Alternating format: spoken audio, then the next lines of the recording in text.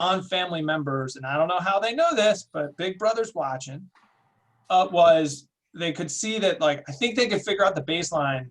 They understood the baseline. Then they understood what social distancing did, and it got to like 30 or 20 or 30% sort of people out, and it's back up to pre-COVID levels.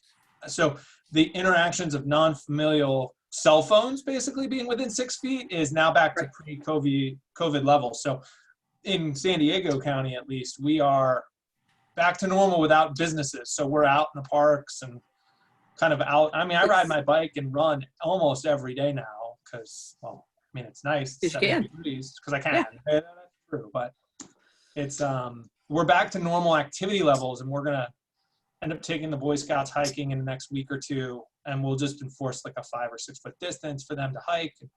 We got to get them out. We can't do this anymore. This is getting crazy. Everyone is just all cooped up. It sucks. Yeah, it's going to get harder as the weather gets nicer to keep people home. So, oh goodness. Hello, everyone.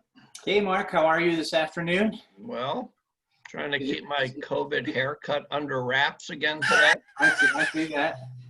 I'm plastering mine back with a little goop. Did it quit snowing in Rochester and Syracuse? Yes, it did. Yeah, it's still cloudy though, but you know, one step at a time. We had an interesting phenomenon yesterday. We're still down in Southwest Florida, and it's been very dry, unseasonably dry, and it started a brush fire about 10 miles east of us, and our whole sky above us was covered with this big cloud of smoke from this brush fire. It looked like it was a rainy day, but it was actually sunny everywhere around us. It was sort of a weird phenomenon. They must have got it under control because it's not out there today. Yeah. Anyway, all right. Well, I'm going to get my thing up here.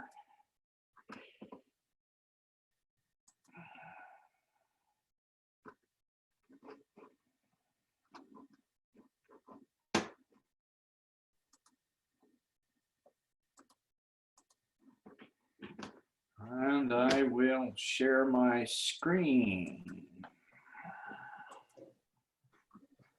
Did our slide come up, Jill? All right, well, welcome everyone to office hours on a Thursday. And it looks like I've still got the wrong date on there. This is what, May the 12th and May the 14th.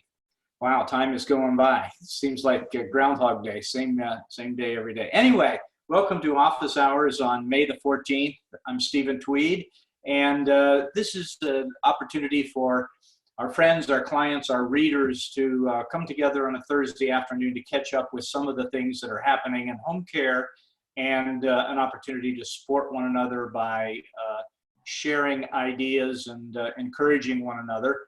I think many of you probably saw the news out today about the new HEROES Act that's proposed by Nancy Pelosi and is making its way through the House of Representatives. My understanding, they may have a vote on this tomorrow. It's a $3 trillion package that's sort of a Christmas shopping list of programs and funding for all different kinds of programs to support people dealing with COVID-19. And there's some other totally unrelated funding in there as well. The indication is this is not likely to pass the US Senate in its present form, and so we expect sort of a slow negotiation process over the next weeks and maybe months, who knows. But the early look at the bill includes some helpful support for home and community-based care as essential workers and some funding. And I was talking with Vicki Hope, the executive director of the Home Care Association of America. And Vicki indicated that there are some elements in this bill that were part of the HCAOA legislative agenda. They had 5 big issues that they were encouraging. 4 of them are in this bill. The one that is not in the bill is a request for immunity for home care workers, but she feels like during the negotiation process with the Senate that could be put back in there. So we're encouraging everybody to watch this. I don't intend to be an expert on this law. There's other people out there more qualified. But one of the things I have been paying attention to is how home care leaders can get involved, particularly through their state associations or through the National Association, the Home Care Association of America, because there will be legislative alerts coming out from the association with a request for action. And some of you may have been involved when the first bill came out, the Family First Corona Care Recovery Act, which was the bill that provided some initial funding, and then the CARES Act, which had the family leave part of it. And one of the issues that the home care industry was pushing was inclusion as a healthcare provider. And as you know, that was successful in that home care was included in that and waived from requirements to provide family leave and paid sick time. However, there was also an option for us as home care leaders to waive that exemption and in fact offer those paid sick time and family leave provisions. There's a lawsuit going on, so that whole thing may be moot. We'll see what happens. But the point I'd like to make is that when you get information from your association about taking action, I would encourage you to do that. And I did that when the first call for action came, and I clicked on the button. Because I live in Kentucky, but I also have a place in Florida, I clicked on the button twice and sent information to my Kentucky legislators and to my Florida legislators and expressed the points that were provided by the Home Care Association. And I did in fact get responses back from 4 of the 6 legislators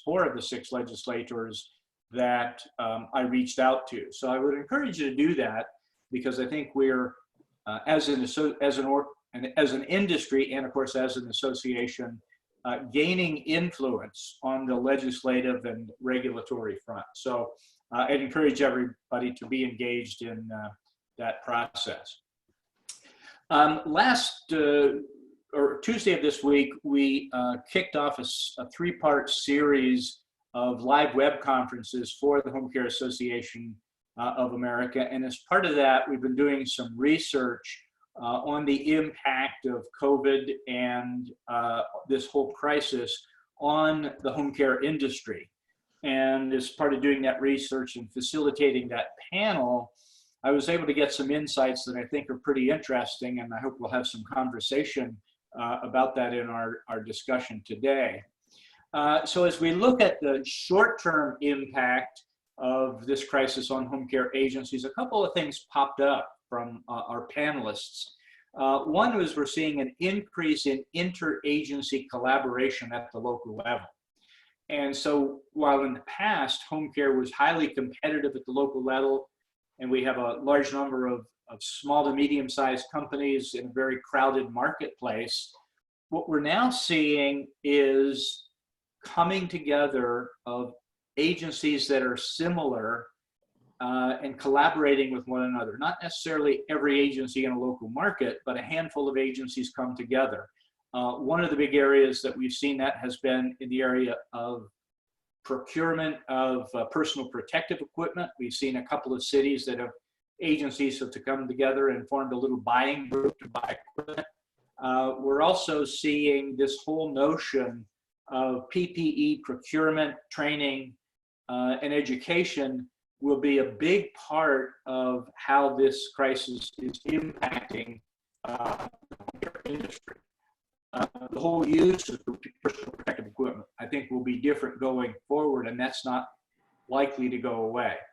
And so as leaders, I think we need to get mentally prepared and then also get our systems and processes in place to make sure that we have appropriate personal protective equipment, that we're training our caregivers to use it, and that we're encouraging them to use it through our company policies. Another big shift is the whole business uncertainty, and I don't need to tell you about that. You're all experiencing it.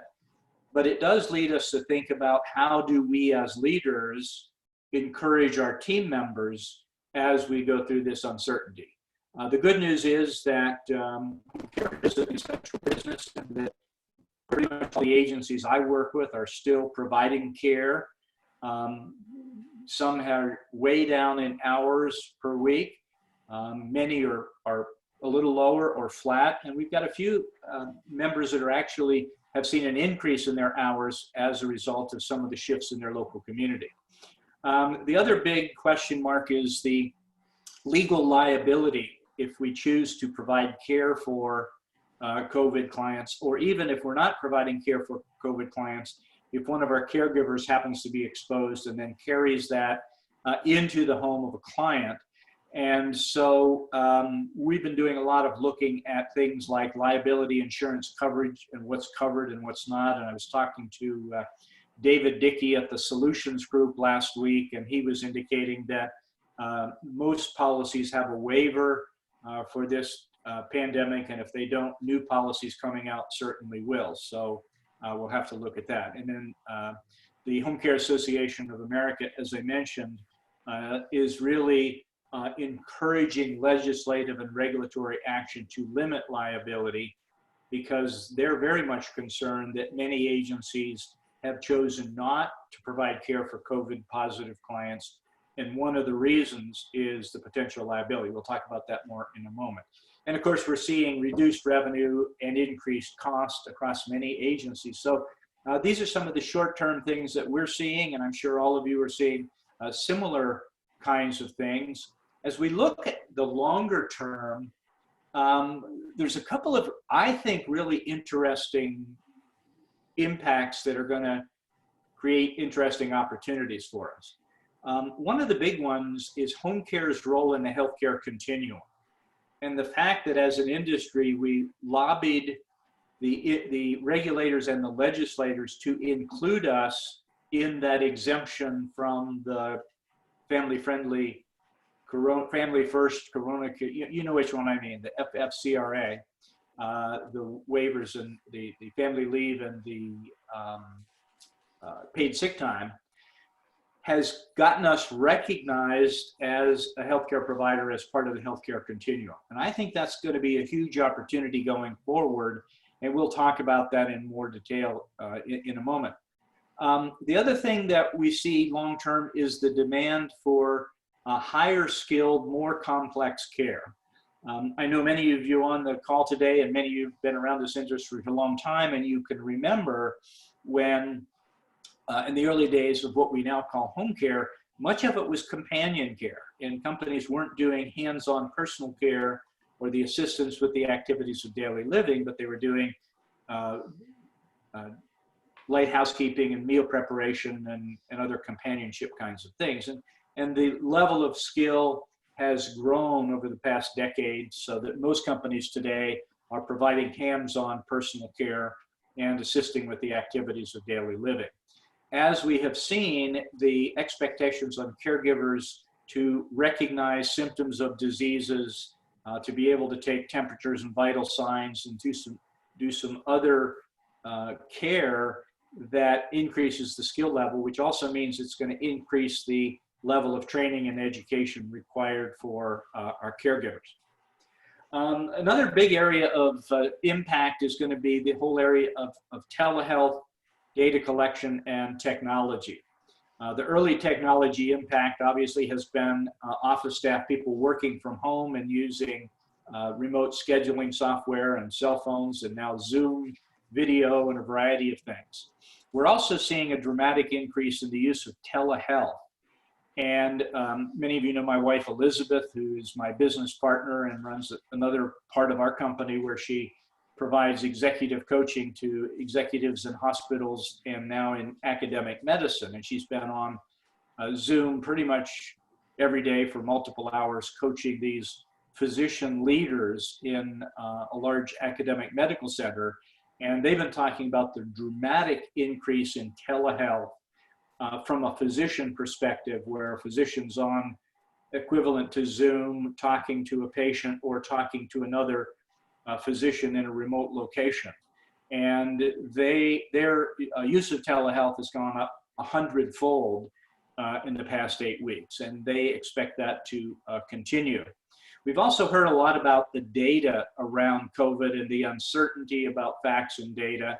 And I think that this awareness is going to, again, impact home care in that we are going to be asked for more data, and particularly as it relates to the outcomes that we are able to accomplish, and things like helping people stay at home and avoid going into the hospital, recognizing the early signs of a disease and reaching out to a medical professional instead of taking them to the emergency room. So there's going to be a lot of interesting things come out of this with regard to technology and data collection. And then the other one that I'm watching very closely, because we have a vested interest, is the whole caregiver recruiting and retention crisis. And many of you know I wrote the book Conquering the Crisis in 2017, and we've been doing a lot of work around caregiver quality. And we're seeing in the short term a huge increase in the number of applicants as people are laid off from other kinds of work in food service and hospitality and other service industries. And so the big question is, will those people who are coming into home care in the short term find this a rewarding occupation and choose to stay? And what impact will that have on recruiting? And even more important, what impact will that have on retention? Do these people who come into home care from other industries choose to stay and make this a career or a profession? So we're going to be monitoring all of these long-term impacts as the industry goes forward. And so then the question that popped up for our panel was, well, what are the opportunities and threats for home care leaders? And as we looked at some of the opportunities, we see things like the increased knowledge and ability of home care companies, office team members, and frontline caregivers to provide care for clients who have more complex medical conditions. And obviously, we're still not in skilled care. We're not doing nursing and other licensed professional care, but we do develop increased knowledge and awareness and increased ability to care for folks with complex conditions. The other thing that is a big opportunity for an individual agency is public image perception. And so as we look at how we take our home care companies to market during this shutdown when we can't call on referral sources, it's an opportunity to do more with social media and with connecting individually with healthcare professionals through LinkedIn, maybe Facebook, other social media. It's also an opportunity to increase awareness for referral sources. And as we've talked to the members of our mastermind groups over these last 8 weeks, we're seeing a number of our member companies who have developed a focused approach to reach out to individual referral sources to just say, I'm checking in on you. How are you doing? How's your family? How's everything going in your organization? What are you seeing with regard to your patients? And how can we help you work through this crisis? We're not necessarily doing this because we're out looking for more business, but we recognize that as a referral source, you've been a valuable partner to us, and we're concerned about you as a person, and we want to do whatever we can do to help you. And particularly those agencies that have chosen to provide care for clients that are COVID positive and have geared up and developed the policies and the procedures and the personal protective equipment and the training, they're seeing a very positive response from referral sources that say, oh, you are taking COVID clients. I'm glad to know that. And it opens that conversation. Those companies that have chosen then are seeing the opportunity to create competitive advantage or differentiation in the marketplace, because so many home care companies have chosen not to offer care to clients that are COVID positive. And we're going to talk about that in a minute when we talk about the pros and cons of doing that. The other thing that we're seeing is the opportunity for companies to really step back and look at their systems and their procedures, looking at the way that they do work on a repetitive basis day after day. And do we have the right people and the right processes in place to operate our business efficiently? People are looking at technology as a way to improve systems, and have had conversations with several of our mastermind leaders about things that they are doing to improve their systems. We're also seeing potential opportunity for revenue growth as there is some fallout in the industry. And I'm fully expecting that we're going to see a number of smaller home care companies exit the business, owners who are sort of right on the edge of being burned out by this business. And as you know, this is not an easy business. It does drain you, particularly if you have a smaller company and you're working 70, 80 hours a week because you're always on call. And then to be impacted by this disease and the impact of that, there's going to be some fallout in the industry. There'll be opportunities for acquisitions, and also an opportunity to take the pie, and the pie will be the same, but there will be less players, and so the slices will get a little bigger. And as we grow and as we put these systems and procedures in place, there's an opportunity to reduce our operating costs.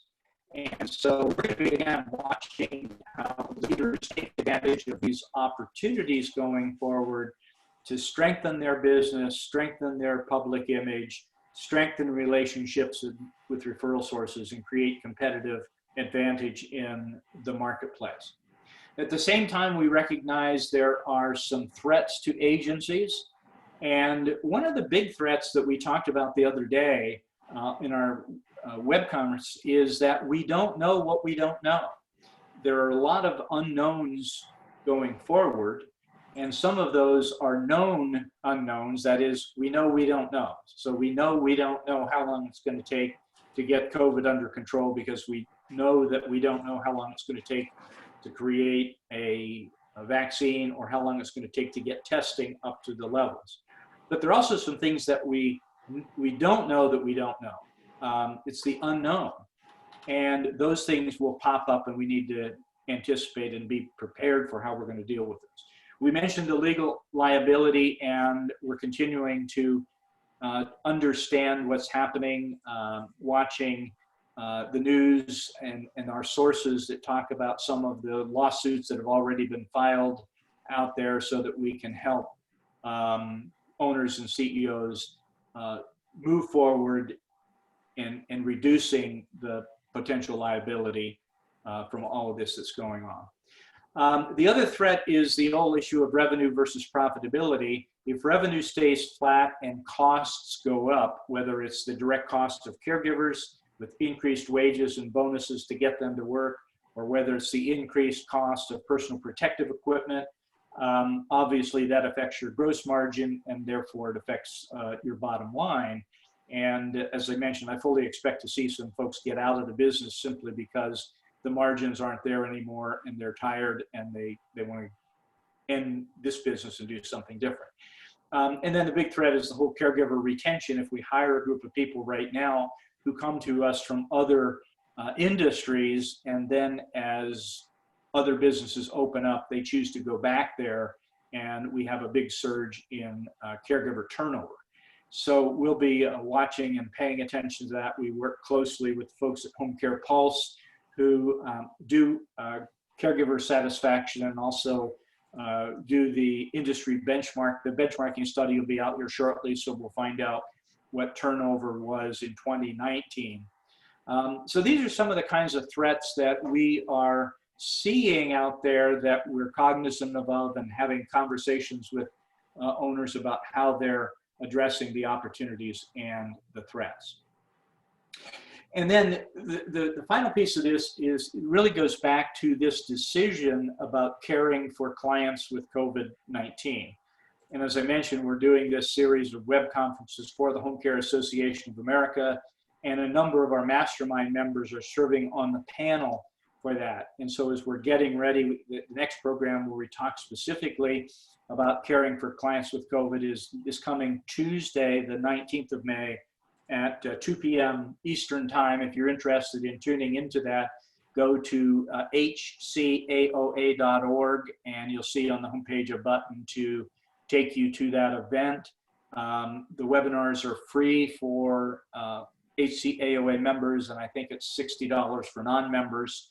We've got a great panel that will be talking about this, and some of the things that we're doing, and we talked about this a little bit last week with our panel. We had Dr. Stephen Fox, who's a physician, and Jake Baker from Comfort Care, who's a nurse, and we were talking about the pros and cons of providing care. And we looked at the pros of doing this, the reasons why a company might consider offering in-home care to patients with COVID. And a big one is strengthening relationships with referral sources who are desperate for care for their patients going home.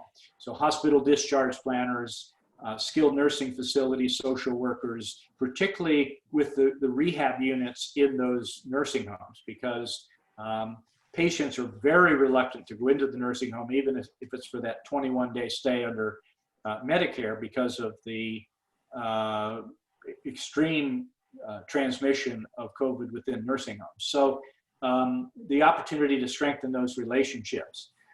We also had some conversation about this really being a niche marketing opportunity where companies that choose to offer care can actually aggressively go out and identify new referral sources that they've not previously done business with and have conversation with them about the fact that we're offering care, and here are the precautions we're taking, here's the training, here are our policies and procedures, and it's opening up some new opportunities. One of the questions is, well, how do you do marketing when your salespeople are sitting in the office and they can't make personal calls? But we're seeing this as a real opportunity to use social media. And the one I'm most fond of is LinkedIn, because that's where a lot of professional healthcare people gather. And it's an opportunity to reach out to folks who are on your LinkedIn connection, but it's also an opportunity to make new connections. And so using the search feature on LinkedIn, you can actually specifically go out and look for individuals in healthcare who are in a position to make new referrals. And so that then leads to increased referrals and increased caseload. And it also creates the opportunity for increased training and skills for your staff. So yeah, there's a cost associated with that on the front end of providing that training, but it creates the opportunity then to put that training in place and offer it on an ongoing basis for caregivers who value that. And as many of you know, we've been watching closely what companies in the industry are doing with regard to caregiver training. And there's sort of two big categories there. One is the pre-employment training, and a number of our members have CNA training schools or certified home care aide training schools where they're recruiting students to enter those training schools and receive whatever the requirement is in their state, or in some cases where there is no training requirement, the schools are developing their own curricula. So let's say it's an 80-hour course or a 40-hour course, and they're offering that training and then hiring the best students out of those classes to come into their home care companies.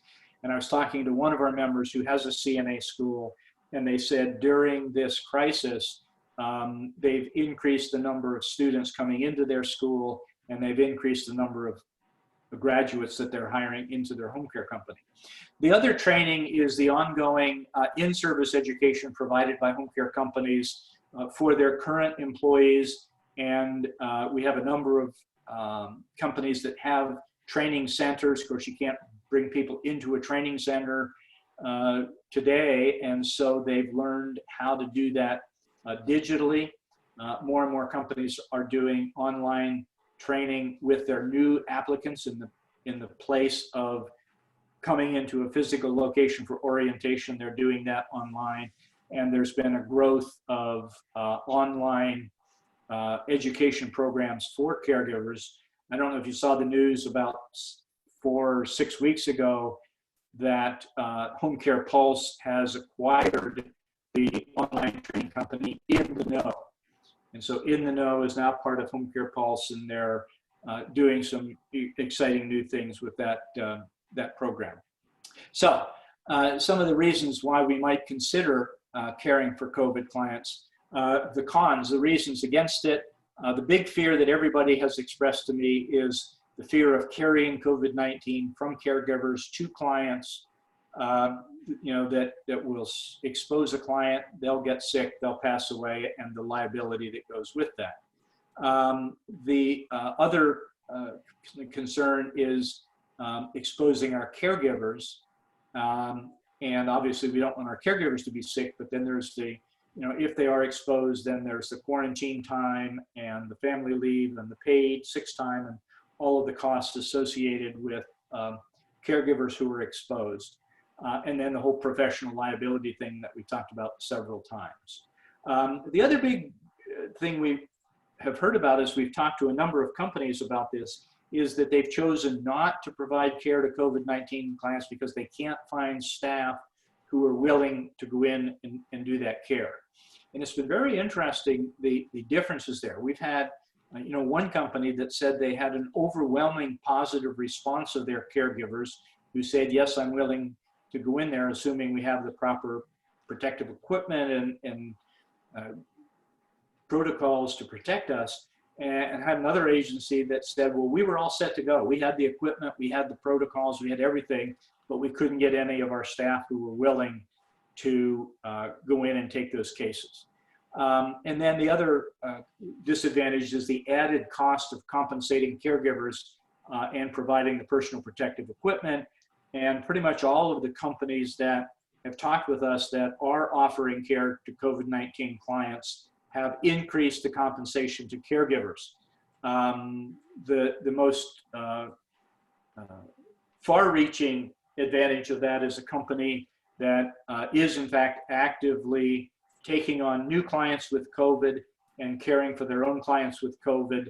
But the condition for the new clients is that their bill rate is double their traditional bill rate, and they're paying their caregivers triple time for straight time. And if those caregivers are working more than 40 hours, they will get 1.5 times triple time. So there's significant cost associated with that. But they've said, you know, our business model is that we work with high net income or high net worth individuals and families. We're a premium service. We charge a premium price. And in this case, in order for us to do all the things we need to do and get the caregivers who are willing to do it, we're going to charge more and we're going to pay more. So it will be interesting to see how that evolves as we go forward. So those are some of the highlights of the things that we've been looking at the last week or so. Again, I would encourage you to join us next Tuesday at 2 p.m. Eastern Time for the web conference, Home Care Leaders on the Front Line, Caring for COVID in 2020 and Beyond, co-sponsored by the Home Care Association of America and our own Home Care CEO Forum. As I said, that program is free for HCAOM members, and there's a small charge. I want to say it's $60. The next one is May the 19th, and then the third in the series is the following Wednesday. We moved it back a day because of the Memorial Day holiday. So it's next Tuesday and then the following Wednesday. We've got a great panel for that program. 3 members of our Home Care CEO Forum Mastermind groups, Andrea Cohen from Houseworks in Boston, who's a member of our top 5% group, will be on that call. Glenn Lane. I don't know if Glenn got on today. Glenn has been with us for office hours on Thursday, and Glenn is with Westchester Family Care in Mamaroneck, New York, a member of our top 7% mastermind group. And then Jerry Fiorillo who's the CEO of Family Caregiver Network in Pennsburg, Pennsylvania, right outside Philadelphia. And Jerry's a member of our Strategic Growth Mastermind group. So that's our panel to talk about the choice to provide care to COVID-19 and some of the things that agencies can do to make that decision and do it well and do it safely.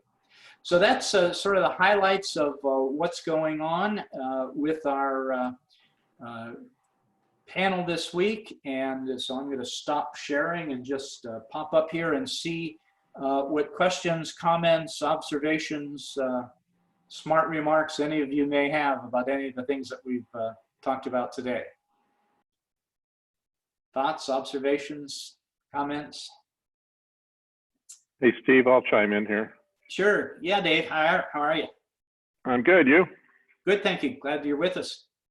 It's my pleasure. It was a good webinar you did the other day. And I Thank think you. Dr. Fox, as you and I chatted about, offered a very humbling picture of the future.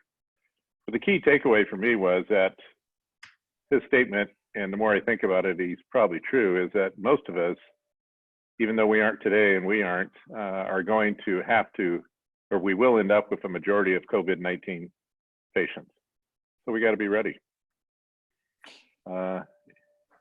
He doesn't like calling it the new norm, but he has some other, the new adaptation or something. Yeah. But the new norm is that we all are going to have to be able to deal with COVID-19, at least he thinks through 2021. So, Yeah. And I think that was a very insightful comment. It was, and some of the data that he had in the charts and graphs, and he showed the double peak as there's a potential for this to come back in the fall. And of course, we know that happens with the traditional strains of flu. So if it slows down during the summer and then kicks back up again in the fall, it'll create a whole new scenario. It will. Yeah.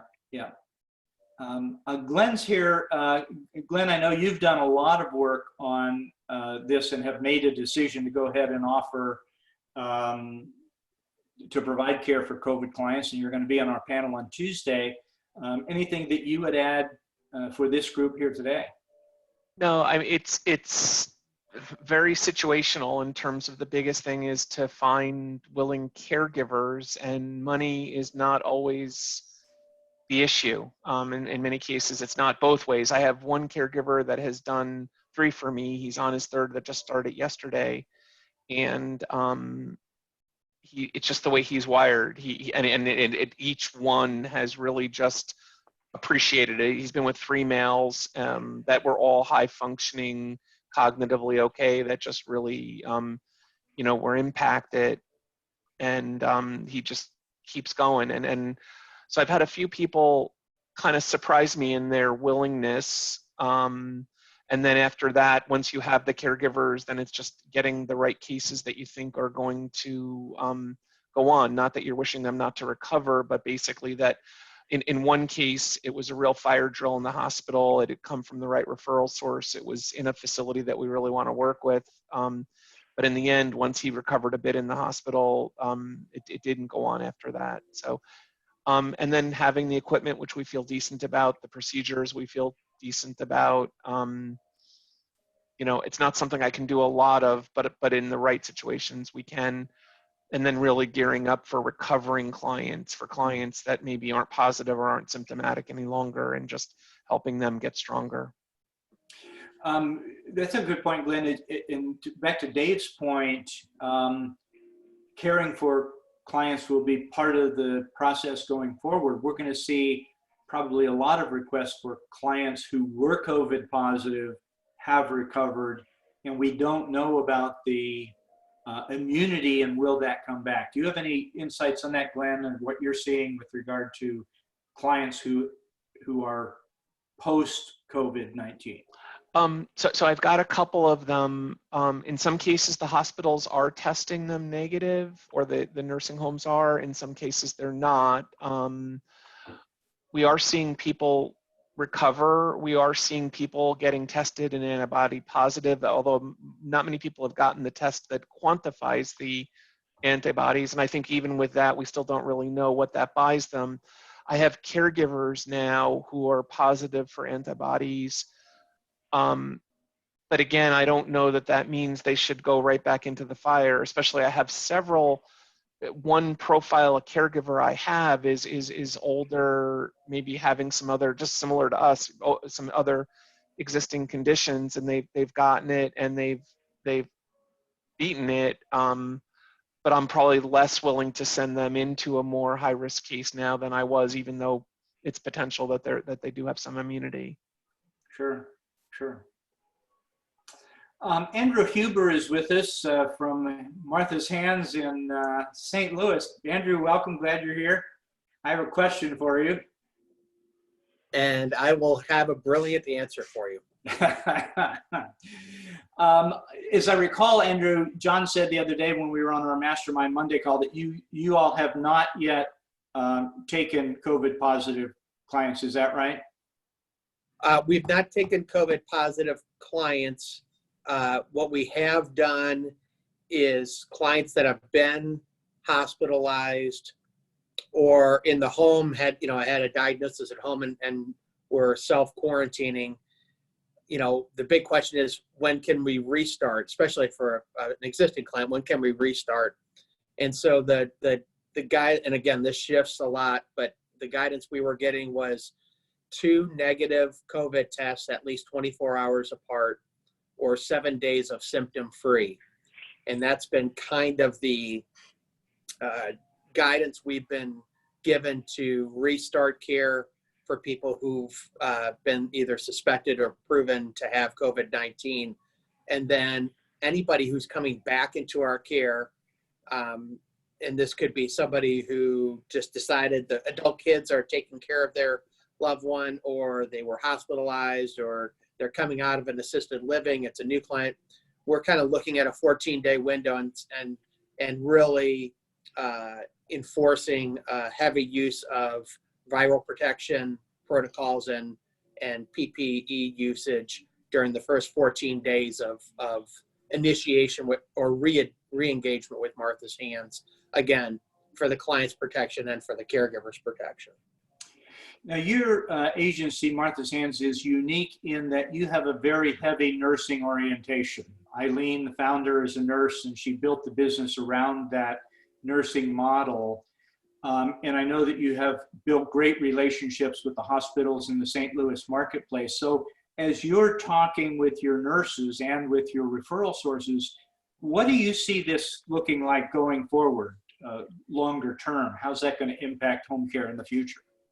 Correct. And so we use a nurse care management model. So we've got 12 nurses that oversee the care for all of our clients, develop or conduct assessments, work with home health, hospice, primary care doctors, what have you, develop customized service plans, orientate, train, oversee all of our clients.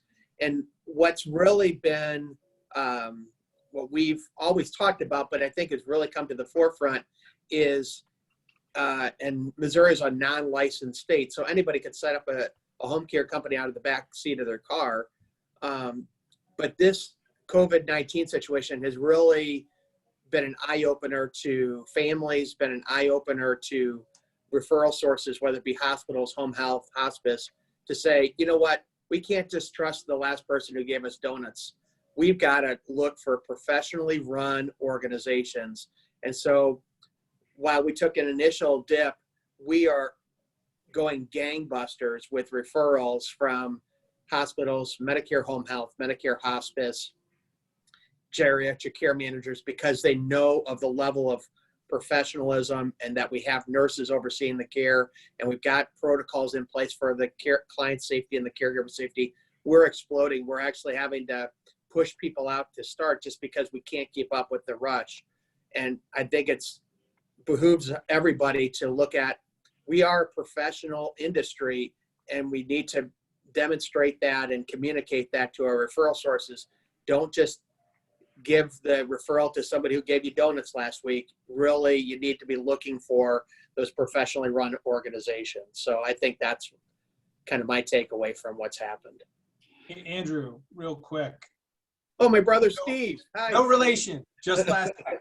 Hey, so we've got a bunch of clients who are hesitating to resume service for fear of catching it. And we have one in particular that's annoying me because she's ready to spend 20 grand a month with her long-term care insurance if she can just get through her deductible period, which is still a couple of days off.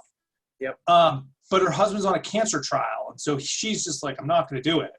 And I keep trying to tell her, well, let my nurse come over or have a conversation with our nurse about the protocols and protections we can provide. And she's like, nah, I don't care. So you're going gangbusters from referrals, but the conversation with some of those susceptible clients where how are your nurses handling that conversation to say, look, I get it. We totally sympathize, but understand A, B, and C. Like, what are A, B, and C for you guys to get them to say, yeah, I get it? Because I think for smaller agencies, that's the challenge or for clients who just are like, screw it. I'd rather just do this myself because I don't want to put someone at risk. In some cases, I agree and understand. Others, it's like, that's probably not the best decision. Yeah. Well, no one can argue with the emotion of this situation for everybody. I mean, it doesn't necessarily mean people are going to make rational decisions. They're going to make emotional decisions, but it's totally understandable that they're going to make an emotional decision at this time. One of the things that we provided the nurse care managers, and we also send out via email, is our virus mitigation protocols, both what we do regarding the client, but also what we do with the caregiver. And obviously some of it crosses over, but some of it's unique to each audience, if you will. And that's been great for referral sources because they see it in writing. Anybody can say, oh yeah, we provide gloves, this is actually a written protocol that we have that's geared towards the caregiver, one that's geared towards the client. It also gives the nurse care manager, as they're visiting with family or talking with the adult child, talking points that they don't have to remember all the details. They can just read off the sheet and it's helpful. Our nurses are great nurses, but, to remember all the nuances of a protocol, it's not what we're paying them to do, but they can hand over the sheet, they can read off the sheet, and it gives them a tool to utilize. Are we going to get everybody? No, but quite frankly, we couldn't take everybody right now anyhow. So, we're kind of in that position. But I think you want to meet them wherever they're at. And some people were, I don't care, you guys are doing great. Others are, let's take a pause. And then now they've come back, and we still have others that are still, you know what, let's look at June, let's look at July. And that's okay. I think the more you try to continue to meet them where they're at, support their decision, and let them know that you're always there for them, whether they just have a question or want to start up services, I think that's probably the best place to be. Yeah. And your nurses are leading that conversation. It's not your schedulers. It's really the nurse that's correct. It's a nurse, or if the adult child sometimes has a relationship with me as the owner, I'll have that too. But it reinforces that we're a trusted advisor for them. We're not just providing home care, but we're trusted advisors. We're guiding them through this maze of elder care craziness. And sometimes we're the source of the information. Sometimes we can get them to, hey, you're really needing to address your advanced directive, or, here's some elder law attorneys, and we can get them out to those. You want to be that trusted advisor. And again, we're more of a nursing model rather than a sales model in our approach. So we don't come across very salesy. People wonder, well, how come you keep, other agents that are calling me every day wanting to start up? I'm like, well, I sent you the information. I'm sure if you're ready to start, you'll give me a call. Don't worry. When they screw up, you'll call me, right? Exactly. And we're getting some of those too. I got a couple of those. Yeah. The other guys screwed up. Help me, please. Exactly. Andrew, to continue with this conversation about positioning for the future, I remember a conversation in one of our mastermind meetings a while back where you described a conversation you had with the home health agency about the list of home care companies that they refer to. And you went through an exercise with them to help them define the quality and professionalism of home care companies, and it sort of narrowed their list down. Maybe you could give everybody here sort of a quick thumbnail of that process. But my question for you is, how do you see that going forward? Will hospitals, nursing homes, home health agencies be more selective in the future as to who they refer home care cases to? Thank you, Stephen, for that question. So to put it in context, again, Missouri is a non-licensed state, so there's dynamics of a non-licensed state are different than those licensed. And so as we were working with a couple of health systems and we were on their referral list, but it was kind of loose with some of their social workers, whether it be from the hospital, their Medicare home health, or their medical hospice. So what we had done is actually we had worked with our state association about questions to ask and standards for private duty home care agencies. So I was able to take that list, so it wasn't a Martha's Hands list. This is something from the state association. So these are the questions and these are the standards that the association is recommending. Here's things from the Home Care Association of America regarding the membership status. And basically I said, here would be a good way for you to feel comfortable referring to companies if they hit these standards or they answered these questions in an acceptable manner to you. And so they said, well, what does it look like? I said, oh, I'll take care of that for you. So then I gave them a list of 20 questions that obviously benefited us because we had nurses doing assessments, developing service plans. And we created 20 questions to have them ask any private duty agency who'd been in business for at least 2 years. You can answer the questionnaire and be considered. And of the 20 questions, they used 19 of the 20 questions, came up with one on their own. And they sent it out, and they were able to narrow out of the 300 plus agencies in the St. Louis metro area, they got it down to about, when you look at the whole metro area, about a dozen providers, and they did it by region of service. And those, I would agree, most of those companies they chose were quality providers who really run their organizations professionally. Sure, a couple are already in your mastermind, Stephen. So, I mean, these are well-run organizations. And so what they have discovered is they are getting less negative feedback back from families when they're using that referral list rather than trusting the social worker or the nurse who happens to be there or whomever they've chosen off the top of their head. And so that reinforced using the list in the hospital, home health, hospice, and now it's in a couple of health systems. They've actually pushed that out to the doctors' offices, orthopedics, primary care, geriatrics. And so it's become a system-wide list that started in the home health and hospice agency, wanting to make sure that they were being consistent with their referrals. Did I answer your question or did I go off on a tangent? No, that was a great answer to the first part Okay. of what you did and how it worked. And I think that's a masterful approach to working with referral sources. So then the next part of my question is, going forward, as there are more agencies that have been unable to professionally deal with COVID, do you see referral sources being more selective in who they put on their list and developing some mechanism to vet their list? Yeah. And is this something that our folks here on the call today should be thinking about, is how do we convince our referral sources to go through that kind of a vetting process and narrow their list down to those home care companies that are most able to professionally care for clients? Yeah. I have I kind of run a St. Louis mini mastermind group of private duty providers.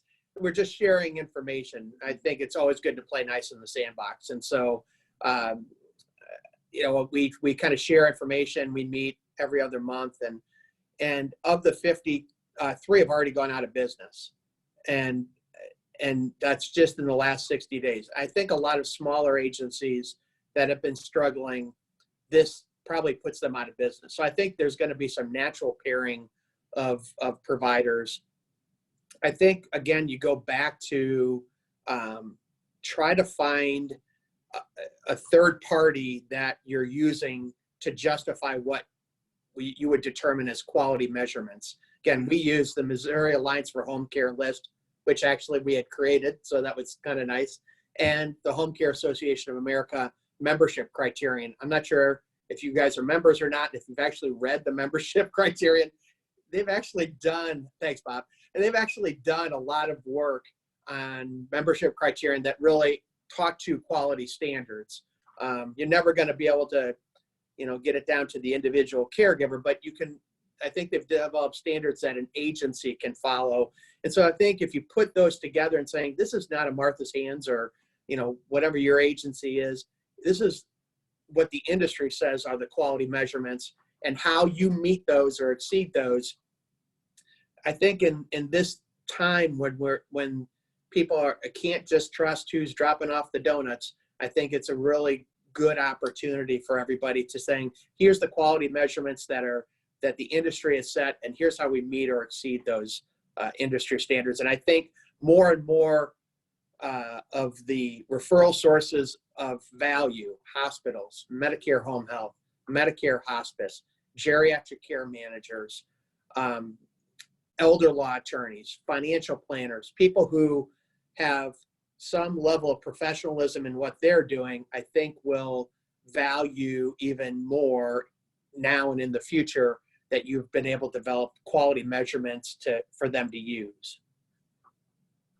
Very good, Andrew. Thanks for that. And it's probably something that we'll take a look at within our mastermind groups, is how we pull together some of that information and reach out to our referral sources to encourage them to vet their companies that they refer to a little bit more carefully. One of the trends I've seen, and I've had a lot of people tell me about this, is that they're getting inquiries from families who had previously employed an independent caregiver, and those independent caregivers abandoned them for whatever reason. They got sick or they were afraid or whatever, and now those families are left without someone. And it will be interesting to watch the impact that all of this has on that underground marketplace for independent caregivers. Any other observations or comments about any of the things that we've been talking about so far this afternoon? I'm going to call on two people then. I'm going to go back out to Phoenix, and Tom Glad is out there with us. And Tom, you have both Medicare certified home health and private pay home care.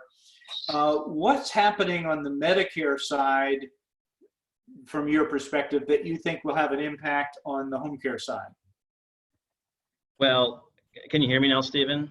Yeah, I can. Okay, so I'm using my space bar, the advanced tool here. So, I think from the home healthcare side, actually, Bob and I were just talking about this the other day, and I think we both experienced some increased business in the private duty side compared to what it's been for the last couple of weeks. And for us on the home healthcare side, it varies on what the hospitals are doing as far as starting to do some elective surgeries. And my brother's a surgeon back in the Midwest, and his hospital's much more conservative. They don't want people to go to the emergency, to the ICU.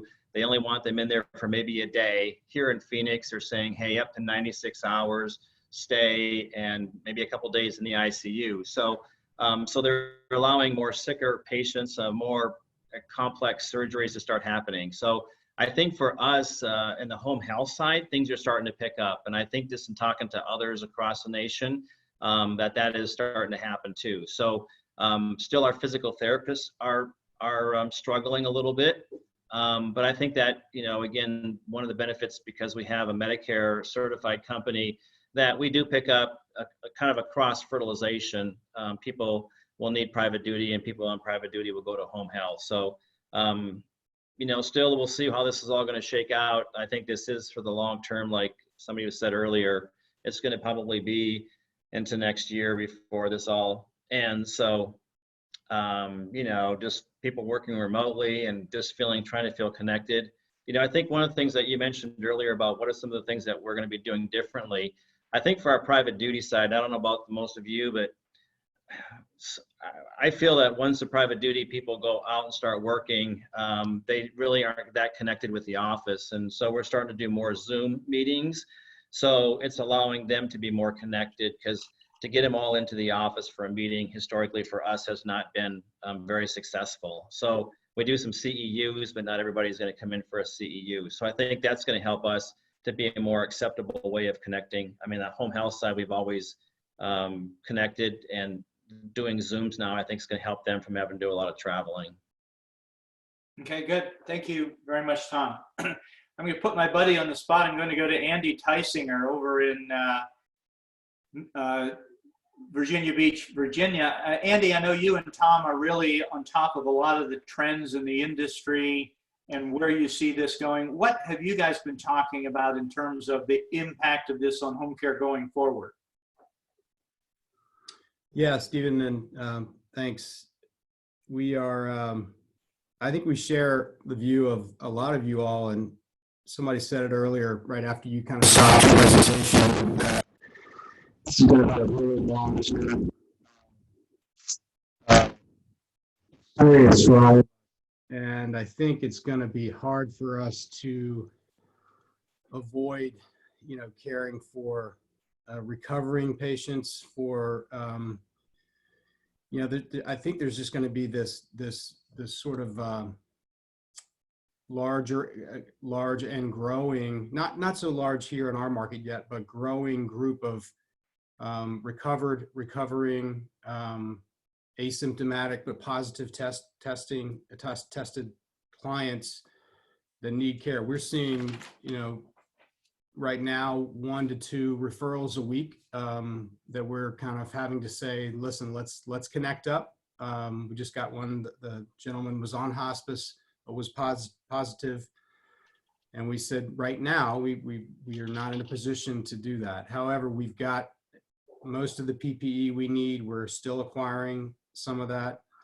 I think we are seeing.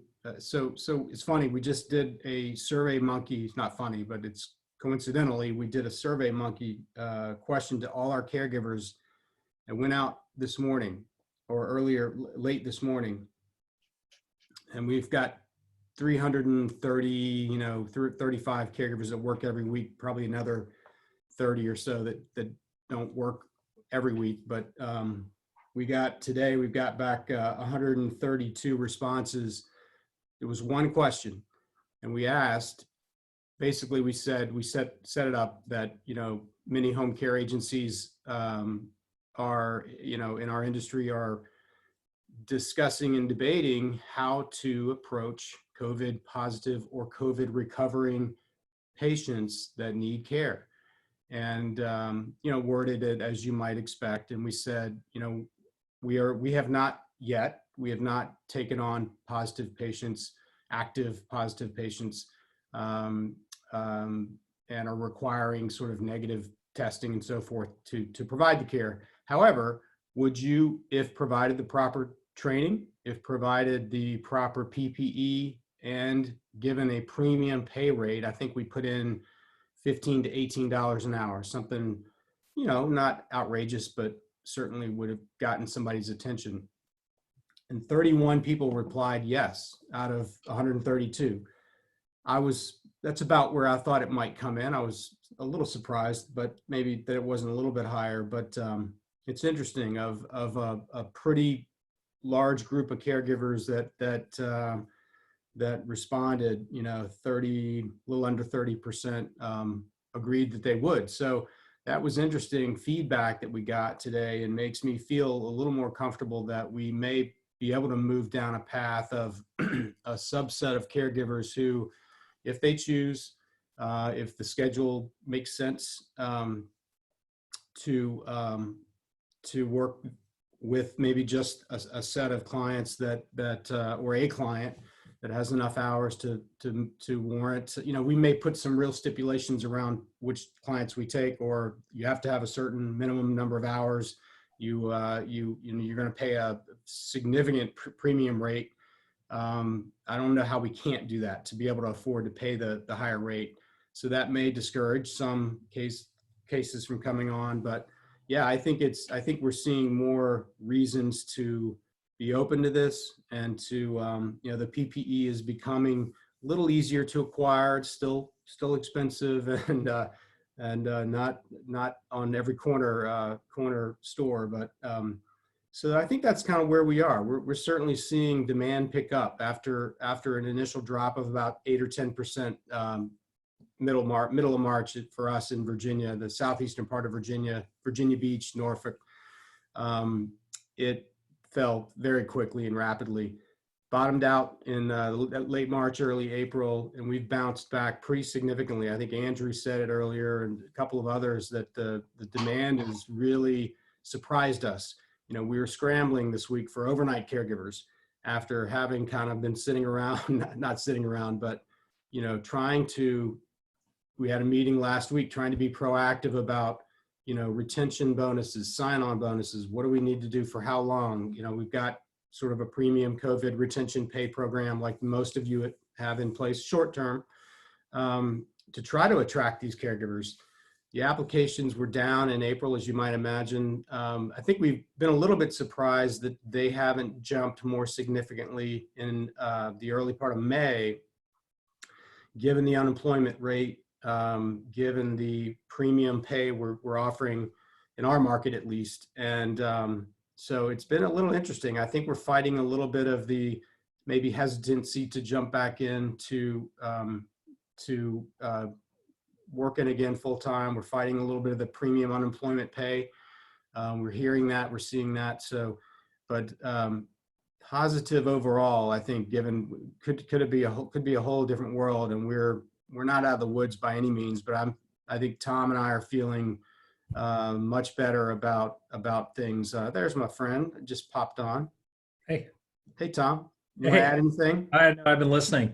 You know, you asked about trends. I'm very thankful we do live-in care, because I think there's no doubt that there's a tenor out there that people don't want to go into nursing homes, and I think that'll remain for a while. So we've definitely punched up our 24-hour programs and made sure live-in is strong. Right now, we could fill more live-ins if we have the people.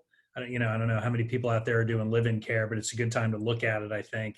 Live-in hybrids where we're adding the night caregiver and then having a good 24-hour program where we're allowing a little bit overtime and giving a good experience. But I think the 24s is what is really going to grow, and that's a trend, because I think it's going to take the nursing homes a while to get back to normal as far as, people. I think they're going to look for home care options first. Very good. Thanks, guys, for your insights and wisdom. One of the motivators to talk about this big picture and where the industry is going was last week when Bob Roth suggested that we look at what agencies are doing to come back. Bob, what's your perspective? I know you're on the HCAOA board, so you're looking at big picture things.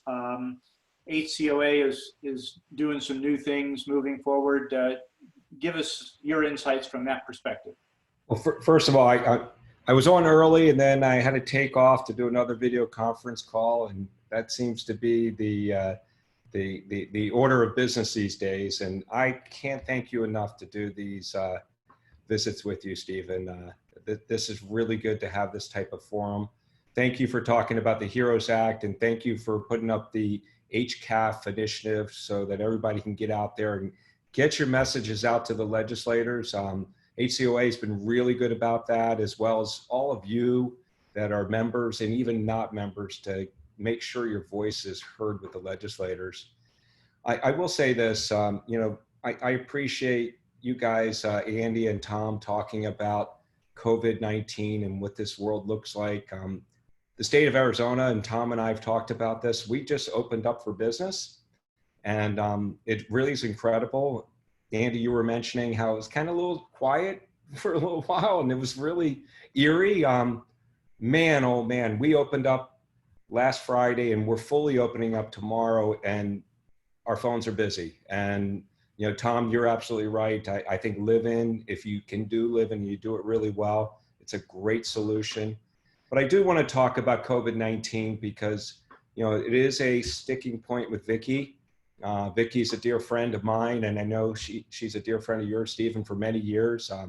I've had the pleasure, and I know you too, Stephen, speaking at her annual conferences when she was the president, I think it was, for the Pennsylvania State Association. The fact that 57% of home care agencies won't take a COVID-19 patient is very concerning for her. But I'm going to tell you, I've gotten a chance to talk to a lot of agency owners across the country, even in Hawaii. Two areas that have really seen a lot of COVID-19 is Northern Virginia, as well as in Atlanta. And those agencies are out there. They are taking COVID-19 positive patients. The tenor is that they're charging almost double, if not double what they normally would, and they're paying that as well. And they're also putting those caregivers into quarantine for 14 days. So to your point, Andy and Tom, I mean, they're basically living in with those clients. And the challenge that both of these individuals I talked to is caregivers, because once you do it, the revenue is really good, and it's good that you're doing that in the community, but you're putting them on the bench, and then you just don't have them available. So then we come back to the whole vicious cycle that we are going to have challenges with workforce. You know, I missed the seminar, and I'm going to listen to it a little bit later, Stephen, that you did for HCOA. But I understand one of the doctors that was on there, and I was on a private conference call today. It was invite only. It's a work group that I've got with Senator Sinema and about 7 others in our state. And that doctor that talked about, I think, about the virus being around till 2023, same was said in this, completely unrelated, that we are going to be dealing with COVID-19 for at least a couple more years. So we've got to do better. We have to, and Tom and I have talked about this. Tom's got the home health side, and he's got the clinical expertise. And, you know, we're out there acquiring PPE and procuring it. And you talk about a commodity that changes in price. I mean, literally by day, you can buy masks, you know, at 50% less than you were the day before. It is absolutely crazy. But beyond acquiring it, there's a real technique on donning and doffing it. And you can't really learn that on a video. You've got to be able to, you know, be shown how to do it. And if you're using an N95 mask, and Tom, you're welcome to talk about this, you have to be properly fitted for it. And it's hard to breathe out of one of those things. And if you're going to be in one of those things for 12 hours at a time, that's a challenge into itself. So we are entering in a whole new frontier. I couldn't think of home care having a better moment than right now. And for some of us that have been around a long time, like Tom and Tom Knox, you've been around for a while. This is kind of that liminal space that we've been waiting for. You know, it's sad that over 80,000 people have died, and maybe even another 80,000 will, but home care is really got an opportunity to really have its time in the limelight, if you would, because we are a great option as it relates to long-term care. I know we're running over, Stephen, but I really appreciate talking about these things, and I hope we can talk about other ways to really get our word out there.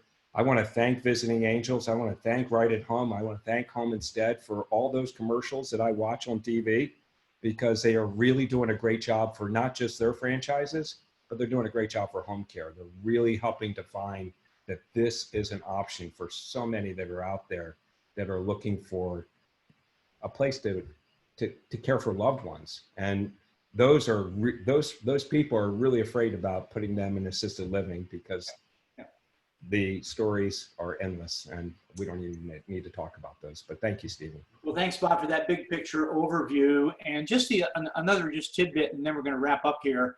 You mentioned Vicki, and I was talking with her the other day, and one of the initiatives at HCOA will be to address those 20 states. Andrew Huber mentioned this. There's still 20 states that have no licensure.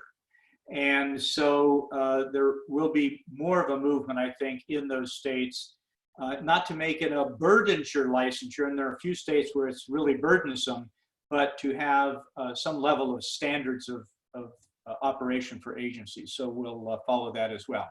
A great conversation today. Appreciate you all being here. We're going to take a little hiatus from office hours next week, as I'll be traveling. I've got to get from Florida back up to Kentucky. and we've got a couple of other things going, and we're rethinking how we do this. So we will certainly let you know when we're back on again. All of our mastermind meetings are meeting next week and the following week, are individual groups, and then we'll be back with Mastermind Monday for those of you who are part of a mastermind group. So thank you all for being with us. Best wishes. Stephen? Yes. Real quick, we had a question in the chat box from Carrie. Okay. And she was asking about, Andrew, the list of questions, that list of 20 or 25 questions. Is there a way that we can share those with folks that are on, or? Yeah, I'll put those questions together, send them to you guys, Stephen and Jill, and then you can disseminate them however you want to disseminate them. Is that okay with you? That'd be great. We'll be happy to do that. Thank you, Andrew. Totally up to you. Thank you. and to kind of piggyback on Bob being HCOA, I was just on the conference planning committee meeting before I got on this call, and I might ask maybe Stephen and Joe could send this out to all the masterminds. Is the HCOA conference is scheduled for early October in Orlando, which sounded great a couple of months ago, but obviously is a little more thought-provoking now.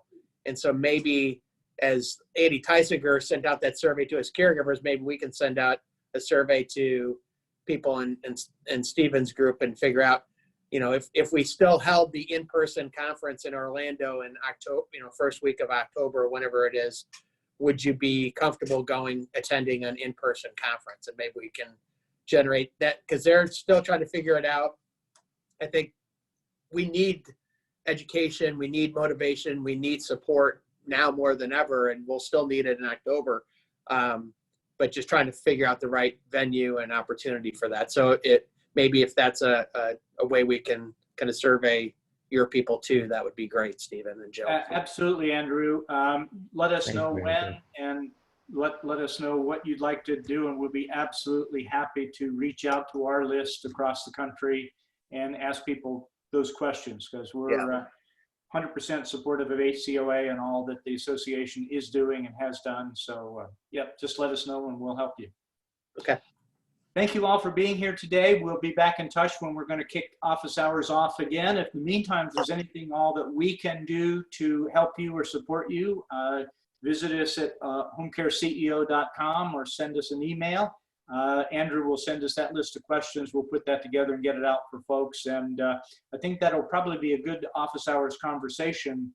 Andrew, maybe we'll invite you to be our guest expert on how you get referral sources to be more selective in the companies that they refer to. I think that'll be a great discussion.